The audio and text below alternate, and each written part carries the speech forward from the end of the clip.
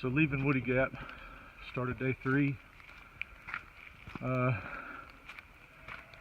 far as staying at Woody Gap,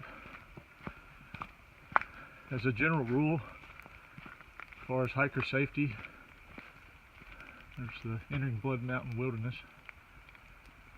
You usually wouldn't want to camp near a road where people can just drive up and possibly, try to mess with you. I've heard of it happening before, but the mileage worked out right. There was the pit toilet, and a good water source. Plus, I was staying with 3 other guys, and between the 4 of us, there was a Navy veteran, a Marine Corps veteran, a guy who'd been in private security, and myself, so I felt pretty comfortable. Although about 8:30 I heard a vehicle with a loud muffler pull up.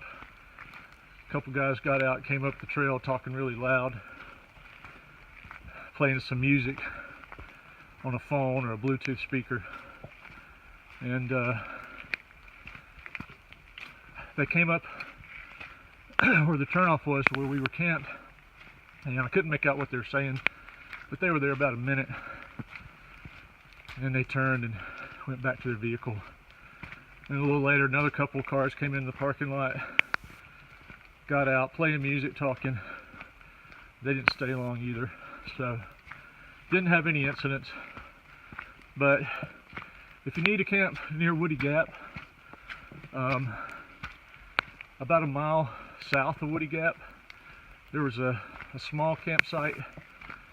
You could get a couple people there, maybe 3, not a large group, but and there's a good water source about 100 yards down from there.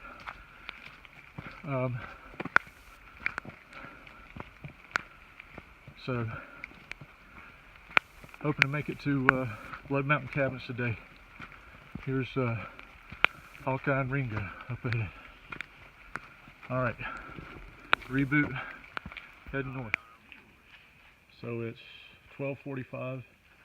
We made it to Blood Mountain Shelter, or the top of Blood Mountain. Not much views today, unfortunately, but happy to be here.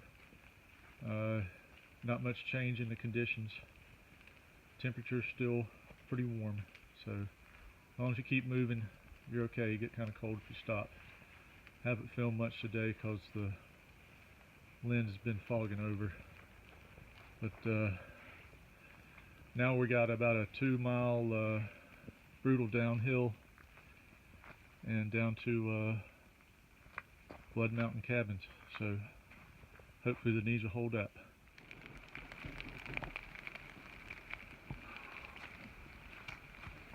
Coming up on the end of day 3, coming into Neels Gap, and there's nothing better when you're a cold, hungry, wet through hiker than to hear those cars passing by down below.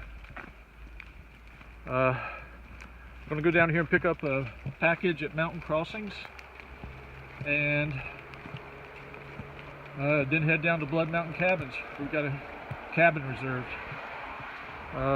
Climb up Blood wasn't too bad, but coming down, it is just as brutal as everybody says it is. So take your time, shorten your stride, don't hurt yourself. If it's icy, I feel for you, because some of those rocks at the top, if they had ice on them, you would have to bushwhack around it. I would say today has been the hardest day so far. Coming out of Woody Gap, you've got about 7 or 8 lung-busting hill climbs before you get up to where you start the ascent to Blood Mountain. And it's not as bad. I wouldn't say it's as bad as that steepest part of Sassafras, but it's a butt whooper. But it's a good feeling when you make it to the top. But I think it's an even better feeling when you get on the bottom.